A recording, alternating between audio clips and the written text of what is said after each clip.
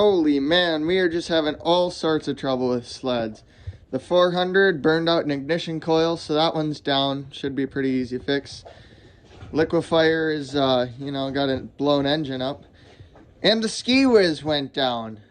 So the problem started with this sled. I, went to go take it for a ride and let it warm up for a minute or two, and then all of a sudden just started making this awful screeching sound, and I scrambled to, shut it off as fast as I could, but it died before I actually got to it.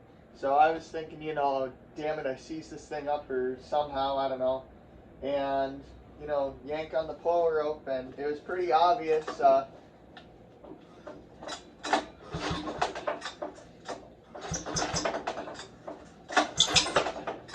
You can hear it squealing, but it's the bearings in the fan shaft.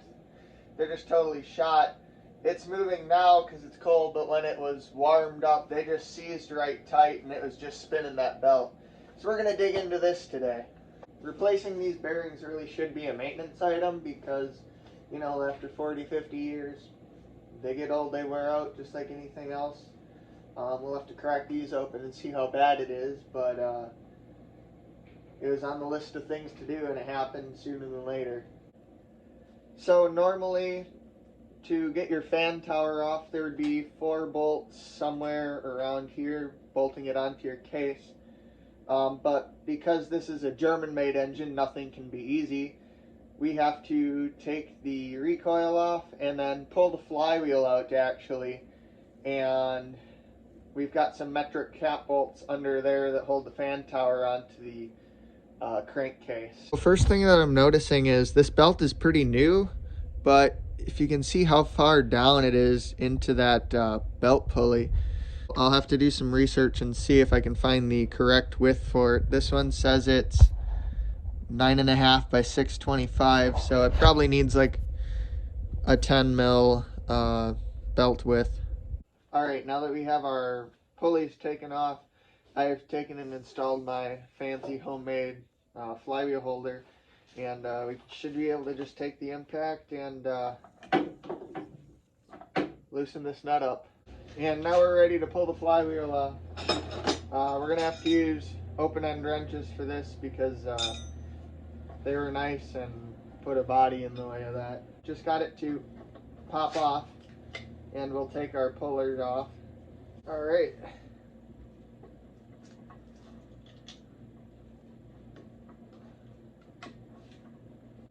So I finally did get it off, and it fought me really bad. And I'm going to say that that's a design issue because, I don't know if you can see in there, but the keyway here is tapered, and then there's this timing collar, and basically the key runs into this, so the key has to slide out of the crank as it comes off.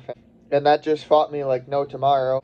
But, we got it off, so let's keep rolling. So looking at this, I almost think somebody's had their fingers in here before because you can see those scratch marks. That's like somebody's timing to, set it back to what it was. But now all we got to do is take these 4 bolts out and disconnect the electrical over here somewhere. And she should just fall right out. Now with those 4 bolts removed, I've gone ahead and disconnected our wiring harness and the coil wires from the stator, and basically it should just fall off. I also took the spark plug wires off, but little wiggling here, right off. Alright, let's take this up onto the bench. This is not what I was expecting. I thought we'd have a crank seal sitting in here, but the crank seal is actually installed inside this fan tower housing, and it's all one unit. So I guess we're here. Now's the time we're going to replace that thing. But anyways, that's not what we're here for, so let's get on with the show. First we have to hold our pulley so that way we can get this nut off. And on the JLOs, there's this little hole, and it lines up with a hole in our fan. So we'll take and stick I'm using an Allen wrench, but any sort of thing, just to lock it in place. Now with our flywheel held captive, we can take and loosen up our nut. Now disassembling the pulley. So there's two halves and we have some spacers. You can adjust the number of spacers to change the tightness of the belt. So if you want a tighter belt, you take shims out. If you want a looser belt, put more shims in. Now to get the fan shaft out, I took and put the nut on here to protect those threads, and I'll just take and tap it right out. Alright, now that the fan is off, we can take and there's a spacer down in here, if you can see the offset, and we're just going to take a punch and set it on the lip of that lower bearing and go in a circle motion working around to drive the bottom bearing out. Alright, I just got it to drop, and that's what's left of the bearing. Ooh, oh man, look at that. The cage is totally gone. I can see why it locked up on us. Jeez. Well, guess we gotta go find some parts. We can take and do the same thing to the bottom, other side. There's a look down in there. You can just see all the dirt and nasties and just chunks of that bearing cage. So we'll get this cleaned up and put back together the right way. Now that it's all cleaned up, you can get a better look at what those snap rings are, what it looks in there. Basically, the bearings are just going to go and press in up to those snap rings, and the snap rings keep them in place.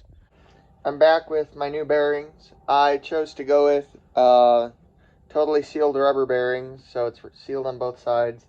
Now I won't have to screw around with greasing the inside of that at all.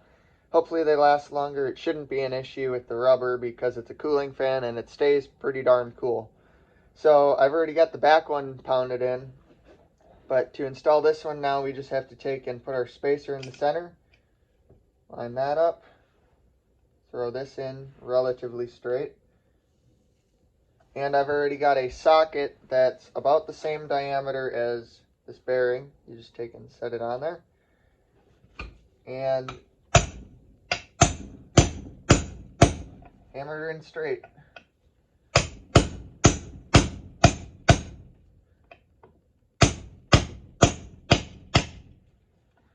You can hear the pitch change. That's how you know it's seated. Now we can go ahead and install our cooling fan. So there's these little bearing protectors.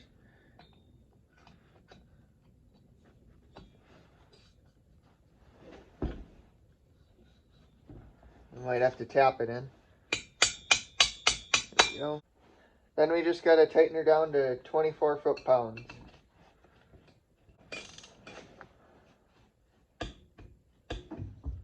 Alright, I got the seal all oiled up and we're ready to slide back on.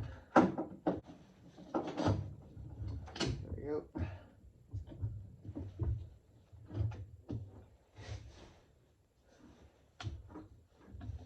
And I have to be careful that this grommet gets in the right spot. There you go.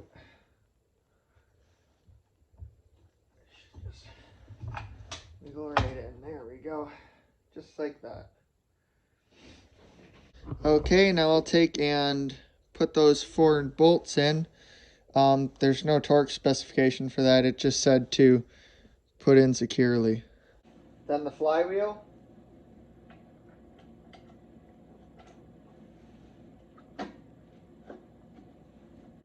The key. The lock washer.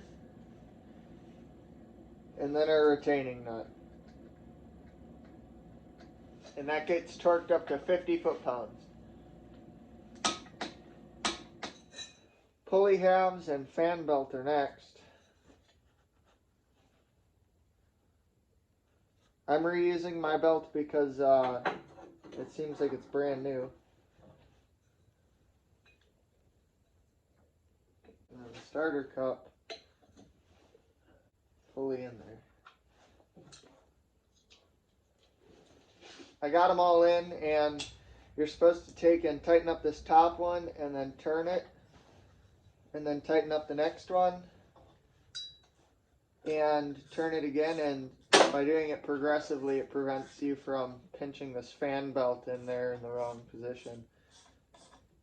So just keep turning it and tightening them down until they're all tightened down to, I think the spec was 7 foot-pounds. And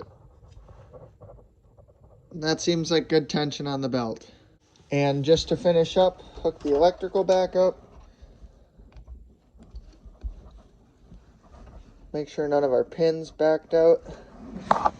And last but not least, the recoil.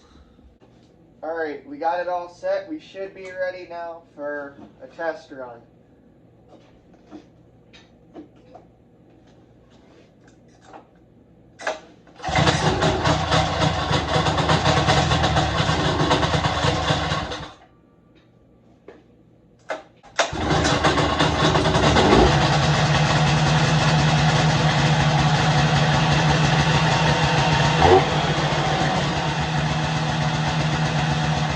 Yeah, I'd call that a success. Now we can get the hood put back on, put the stickers on for the trail, and we should be ready for the foot of snow we're going to get tomorrow, hopefully.